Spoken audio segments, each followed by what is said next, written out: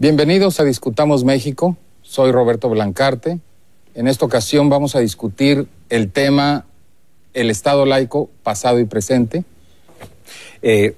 Hablar sobre el Estado laico, tratar de caracterizarlo, nos llevaría a hablar de qué es lo laico, qué es la laicidad, qué es el laicismo, y luego ir hacia atrás en la historia de México para ver cuándo se empiezan a manejar estos conceptos. En términos generales, lo que ha ocurrido ha sido una fuerte tensión entre la Iglesia, no todas las iglesias, sino una en particular, la Iglesia Católica, por una parte, y el Estado mexicano en formación, en un arduo proceso de formación que casi inexorablemente ha tenido enfrentamientos con la Iglesia desde la época de la independencia. En el proceso de esas afirmaciones, de esa disputa por la nación, es que se acuñó para nosotros el uso de la expresión Estado laico, que pues llega hasta nuestro tiempo, a través inclusive de propuestas de reforma constitucional que lo consagren en la ley fundamental. Ahora, en el caso, esto es en el caso de México, pero yo preguntaría,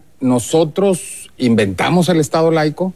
Bueno, yo creo que viene, lo podríamos rastrear muy atrás. O sea, yo creo que inclusive tendríamos que empezar a hablar de los inicios de la laicidad en la separación institucional de la Iglesia de los señoríos feudales en la Alta Edad Media. O sea, inclusive ahí tenemos que empezar a rastrear dónde empieza ese proceso en Occidente de desmembramiento de la autoridad eclesiástica del poder estatal. Y en ese sentido, en esa oscilación tan grande, que podríamos hablar de 1000 años de historia, de construcción del Estado moderno, vamos, creo que la construcción del Estado moderno tiene que ser entendida, para entender el proceso de surgimiento del Estado laico. O sea, Estado moderno y Estado laico creo que van de la mano en un proceso muy largo, muy doloroso y que termina explicitándose tardíamente, pero que encuentra sus semillas en el momento en el que la Iglesia se consolida como una organización jerárquica, cerrada en la Alta Edad Media. Antes de eso, la Iglesia era la Iglesia de la comunidad. O sea, no había una Iglesia universal, sino eran las distintas iglesias de las ciudades. Y el proceso de consolidación de una Iglesia en Roma, centrada en Roma, y el cisma entre la Iglesia de Oriente y Occidente, creo es lo que empieza el proceso de separación que después desemboca tanto en el Estado moderno como en el Estado laico. Entonces, nos podríamos remontar muy atrás, depende qué tanto queramos profundizar en la historia, pero yo sí creo que hablar de Estado laico es hablar de Estado moderno, y de Estado moderno en Occidente. O sea, aquí Alejandro introdujo varios elementos nuevos, introdujo un concepto que es el de laicidad y introdujo un concepto que es el de separación entre las iglesias y el Estado y al mismo tiempo hizo referencia a una situación que aparentemente es exclusiva del mundo occidental o del cristianismo. ¿Estoy en lo correcto o...? Mira, la cuestión aquí es en este, digamos, brochazo de historia que se ha planteado, en la Edad Media, la Iglesia o las iglesias se constituyen en factores de poder.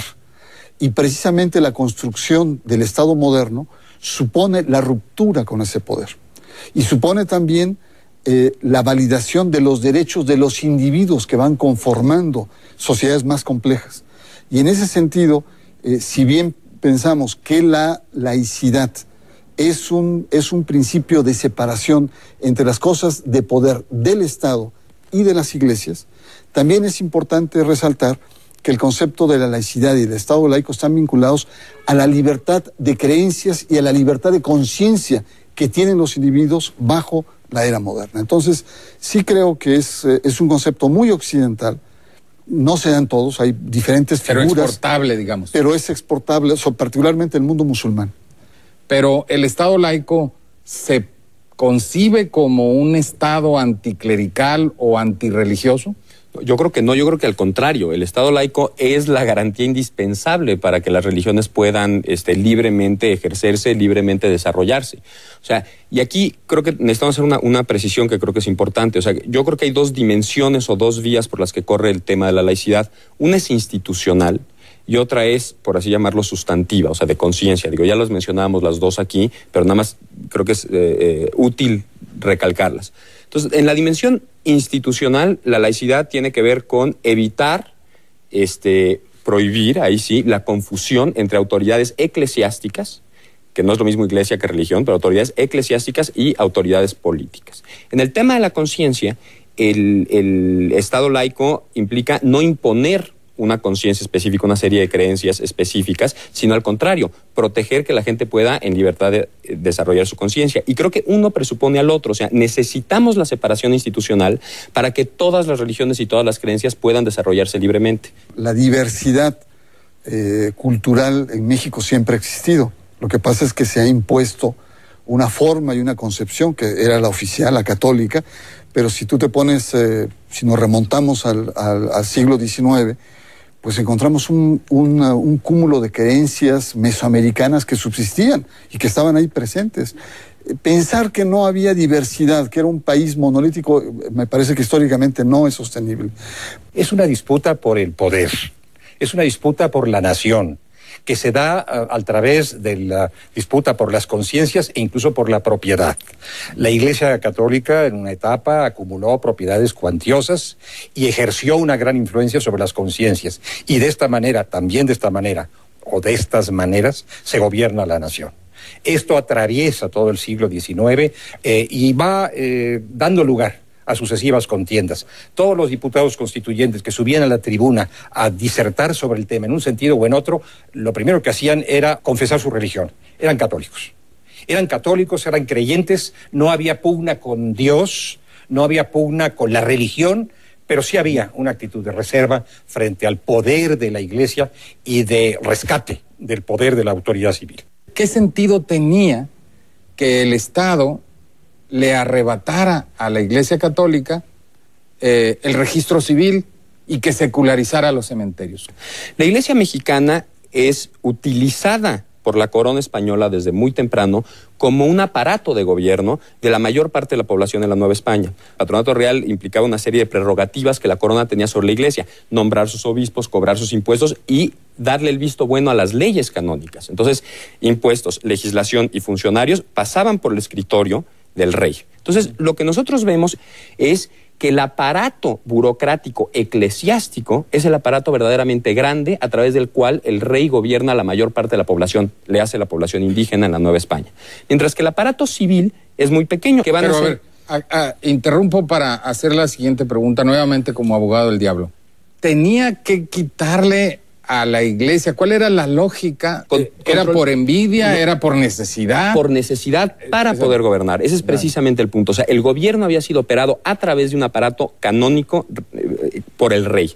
Cuando desaparece el rey, la Iglesia, como entiende al nuevo Estado, no es como un sustituto del rey, sino es como un sustituto de las viejas autoridades civiles con las que siempre habían estado en pugna bajo la autoridad ambas del rey. Lo que tenemos es que desaparece la corona y quedan los dos aparatos de gobierno ya sin una corona que los una. Y entonces viene la pugna sobre quién va a gobernar efectivamente este país. Y entonces el registro civil es crucial. En los sistemas antiguos, medievales y coloniales, la legitimidad del poder lo daba, era un poder delegado por Dios, era un poder divino, no necesitaba del pueblo. El proyecto liberal, el proyecto de un nuevo Estado moderno, de un Estado democrático, la legitimidad no estaba en Dios, la legitimidad está en los votos, en la participación de los ciudadanos. Entonces no solamente es una disputa de poder, no solamente es una disputa política, es una disputa de cómo concebir el conjunto de la sociedad. Ya no es Dios más el que rige la legitimidad, es el pueblo. Sobre todo si vemos la evolución que tiene la Iglesia después del 17, se revela. Incluso hablabas de la Constitución del 17, estos grupos y poderosos grupos católicos de base que la Iglesia, digamos, a fines del siglo XIX, bajo la era porfiriana y a principios, rearticula, se revela incluso a verse arrinconada, incluso pone una resistencia militar, que es la famosa Guerra Cristera, o como muchos llaman, una segunda fase de la revolución. Es decir, la Iglesia, y creo que hasta fechas actuales, no, hasta el 2010, hasta el bicentenario, digamos. Le ha costado mucho trabajo ubicarse dentro de la democracia, a diferencia de otras iglesias en otros países. Me gustaría que me dieras tu opinión sobre cuál es la importancia de este Estado en los debates actuales? Creo que estos temas, y creo que la importancia del Estado laico, salen a la luz precisamente en este tipo de debates. Y en esta línea, si se quiere, en la cual en el 17 el Estado decide suprimir jurídicamente a las iglesias y después en 92 reconocer este espacio otra vez. Un poco con la idea de ya hay un Estado suficientemente fuerte como para no sentirse amenazado por la iglesia y entonces sí, que la conciencia sea tan libre como quiera hacerlo y la iglesia va entendiendo que la iglesia va a jugar en este espacio de tolerancia. Lo que hemos visto es que está siendo puesta a prueba esta tesis. ¿Por qué? Porque la iglesia no se ha quedado en un espacio de tolerancia. O sea, la iglesia hemos visto que se ha movido para ocupar espacios políticos. Decíamos hace rato, ¿se ha acomodado a la democracia o no se ha acomodado a la democracia? Yo creo que sí y no. Yo creo que no se ha acomodado a la democracia en la medida en la que todavía está intentando imponer una moral y una concepción del mundo específica, vamos, con toda la fuerza de la ley y excluyendo las demás. Está tratando de capturar espacios y las reformas constitucionales en los estados son, vamos, explícito. Pero a través de los partidos políticos, es una cosa muy curiosa. Esa es la otra. Ya no estamos hablando de la iglesia que lucha, sino estamos hablando de todas esas reformas se hicieron por partidos políticos. Esa es la segunda parte. Sí se ha adaptado muy bien al juego democrático. O sea, por una parte no se ha adaptado porque estos principios básicos de tolerancia y pluralidad parece que no los está aceptando con mucho de muy buena lid. Pero por otra parte se ha adaptado muy bien a la operación de la democracia.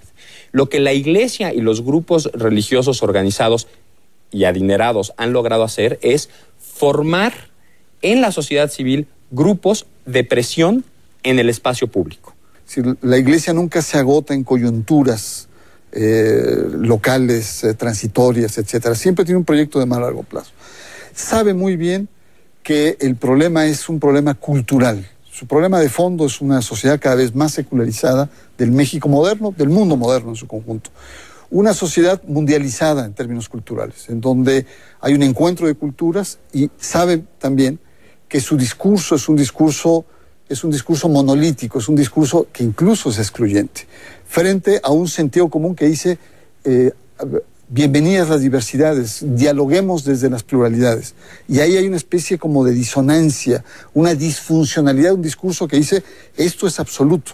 Yo creo que estamos con un Estado laico amenazado. Es más, yo creo que tenemos un Estado amenazado por distintos frentes y en muchos sentidos más débil de lo que lo ha estado en muchas décadas en este país. Y siempre que el Estado mexicano ha sido débil, desde el periodo colonial hasta los primeros años de la independencia, la consolidación de la República, siglo XX, la regla general es, en la medida en la que tenemos un Estado débil, la Iglesia ha ocupado espacios de poder y ha fomentado el tomar ese control del espacio público y el espacio de poder. Entonces, hoy en día tenemos un Estado débil y amenazado en distintos flancos. Lo tenemos claramente amenazado por la delincuencia organizada, lo tenemos también amenazado por la incapacidad del Estado frente a una élite económica que tiene una clase empresarial que está haciendo un esfuerzo cada vez mayor por tener injerencia y control y captura sobre el Estado. Y está amenazado también por una iglesia que ahora sí que viene por sus fueros. Yo creo que el futuro del Estado laico va en lo que tú dices. Es la única posibilidad que nos garantiza la libertad, las libertades y la libertad de conciencia. Y el futuro del Estado laico en el siglo XXI se da más en el espacio cultural. Porque hoy todas estas diversidades plenamente reconocidas requieren de la garantía del Estado para que se puedan desarrollar. Es decir, estamos hablando de las minorías culturales, indígenas, de géneros, sexuales, etcétera, que requieren que su espacio sea reconocido.